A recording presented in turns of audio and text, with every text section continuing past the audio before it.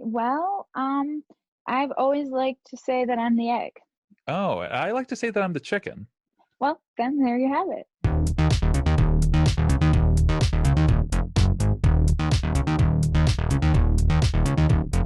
Good morning, or good afternoon, or good evening. I'm not really sure. I lose track of time down here in the video bunker. Anyhow, we've got a really special guest for you today. Her name is Rebecca Scheckman, and she's going to knock your socks off and blow you into outer space. Rebecca, how's it going down there? I'm in New York. I'm in Brooklyn, and it's going it's really strange time. But anyhow, enough about today. What do you think you would have been doing at, 3 o'clock on March 25th, 2006? I might have been riding my bicycle to Russian language class. How much Russian do you know? Um, Choo-choos, very, very little. I just pretend I know a little Russian. Yeah, if you just really lay into that accent, yeah, no one's gonna notice that there aren't actually words coming out of your mouth. What bike did you have at that time? I called it an elk. Yeah, it was just a hybrid, like old Trek bike or something like that from like the mid 90s. I just rode it everywhere. I rode it in the snow. I was notorious for like showing up to my Tufts. I went to Tufts University and I lived off campus, and I would show up in the rain, the snow, and all of the kids who lived on the campus would be late to class, and I would be sitting in the classroom with my socks and my other layer of pants like hanging on the heater, like a half hour early, ready for class. And the teacher would be like, wait, what's going on here? Like, why is nobody here during the snowstorm and they live on campus and you live like 20-minute bike ride away and you're here? Like, so I kind of made people look bad, and they didn't really like that. I guess I'd always assumed that you like went to the museum school or something. That's what I applied to, and I applied to Tufts and the museum school at the same time. So I got a dual degree. They just both wanted you so much.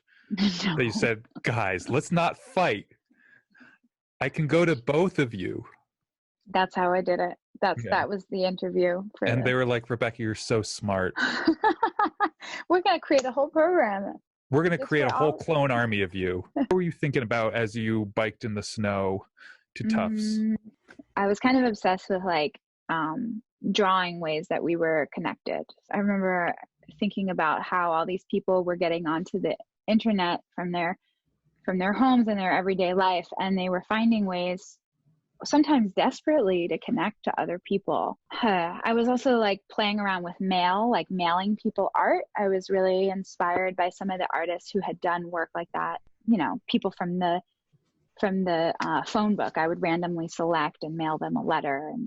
Or if I found like people's old discarded UPS mailing addresses on the labels, I would mail them a letter, just kind of trying to initiate conversation. But then the internet was like also, it was already a big thing. And so there was just like, okay, this is like a fun game. Like, I know that there's like the scary side of that as well, but, was also like, there's so many ways that we can connect, and I tried to create like ways that we could connect in the present with each other in the same room, and see if that changes the way that we interact using two cameras. So I did a lot of performances like that, where it was two cameras in a box, be like a kissing booth with like a screen between us, and we would see each other's mouths projected onto each other and collaged. Yeah, I think we did. You brought that to Champagne Castle, I believe.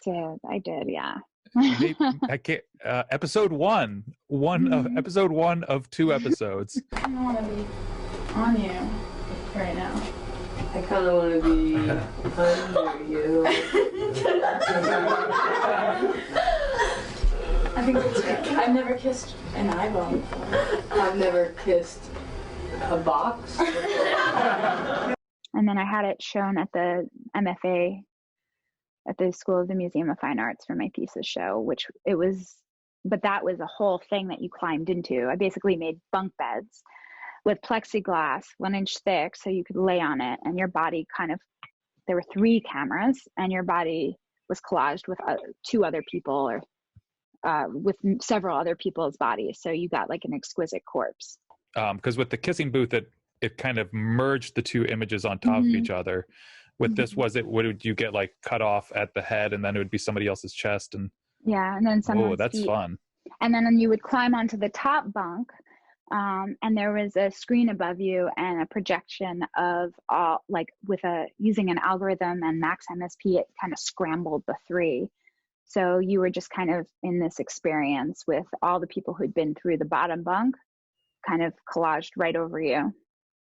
And it reminds me a lot of like the Zoom conversations, actually. I should just give you, here's a body shot. Okay, and then, let's see.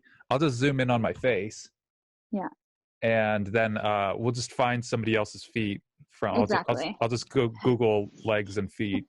Yeah. And that'll be our human being. One of the things that really was hard was that I was using a computer from the new school, and it could run the program Max MSP. It could run all the 3 cameras. I had reserved it, but they gave preference to a grad student over me, who was an undergrad student, so she could finish her thesis. And I had my show running that week, and I needed that computer, but I couldn't use it. So they gave me a lower quality computer, and the software kept crashing, and it didn't store a lot of the footage. So I did not get a lot of documentation. I got it to work, but I was so stressed when it wasn't working. My show was starting, and it was like, I'm going into the show, and I had to basically tell everybody it was closed for half hour into this like 3-hour show. Like everything I had been working on, I had to change right at the last moment. And then I had to just go with it. How do you think you handle spur of the moment changes like that? Sometimes I need like 5 minutes to pout and like go and hide. I'll hide. Sometimes like when I'm filming, if I'm like overwhelmed, I'll like go into I'll go into the bathroom somewhere and I'll like cry for 5 minutes. And I'm like, it's like almost like I just have to release all of this energy and stress. And then I like take a few breaths, and then I'm like, all right, I'm ready to go. And then you're back to your steely-eyed self. Yeah, here comes Rebecca. This is the sign of the warrior.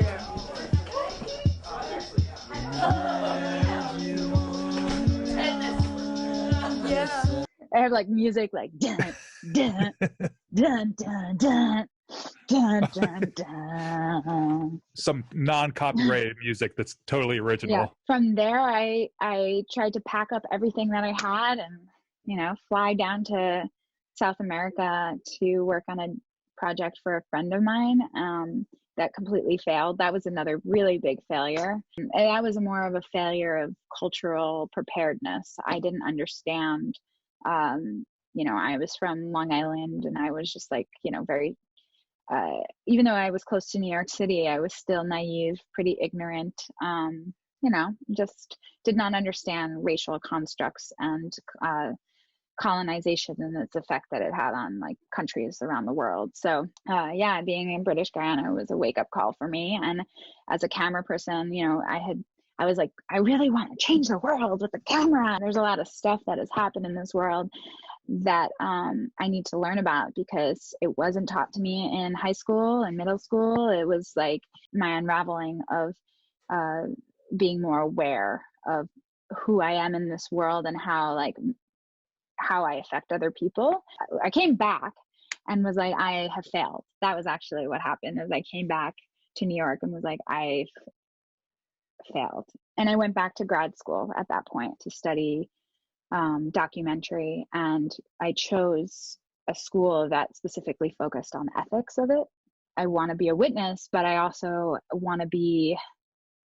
know that I have an opinion, and I want to be able to, interject when needed. When somebody is actually in trouble, I want to extend my hand beyond the camera. So yes, I'm witness. Yes, but I'm also engaging these people, and they're engaging me. We're having an effect on each other. There are some people who are really up against, this system that we have in place in our country, in the United States, but also, it's around the world. that there isn't room for people who are not in power to really have a voice. And I also felt a lot of anger too, because I felt like I didn't really know how I could be of use in this world, or how I could make any kind of difference, or what my role was. If I'm witnessing this, what's my role? But I kind of just realized that I needed to buckle down and really work on myself, and learn and grow, and hear different theories. Not to hard shift out of this conversation topic, I'm just taking a look at my my telephone here, and I'm calling the operator, and they're telling me I only have a little bit of time left. So I of course I want to mention your dance moves. Dance is, well, if you want to talk about how I connect to a lot of people before I even film them. I connect because I'm a little bit goofy and I dance, and we share some kind of humor around the fact that I'm willing to just be silly. And then they're like, oh, okay, now I feel comfortable in front of the camera. So that's one way directly related to my camera work. But, I'm also, this past year I've been dealing with my third cancer of my life, breast cancer. And, I had to go into the hospital and do chemotherapy and radiation. One of the ways that I was able to like ground myself and really feel like this is my space, and I'm not just like being abducted by doctors or aliens, was for me to dance and to have a little dance party with the nurses before I even started to have the IV. It was my way of connecting to people there. It was my way of also moving my body so that I had blood flow that allowed the chemotherapy to move through my blood better and not just get stuck in my body and sit there and make me feel worse. Cancer in the front, party in the back. But I think my favorite dance parties that I went to weren't always a party yet. I think my favorite was I used to ride my bike, the little elk. I would ride it down Mass Ave, and I would listen to what music I heard from the bars that were coming out, and I'd be like, okay, I kind of am feeling that music, and I would walk into the bars and just start dancing as soon as I walked in if I liked the music, and dance parties would just start.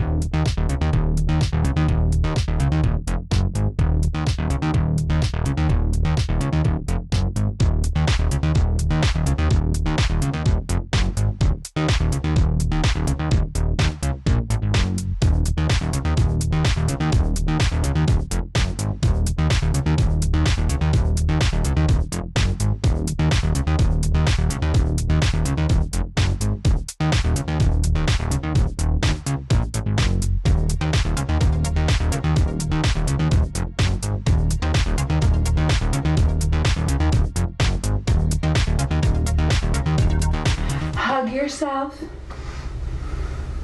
and say, I'm wonderful. I'm wonderful.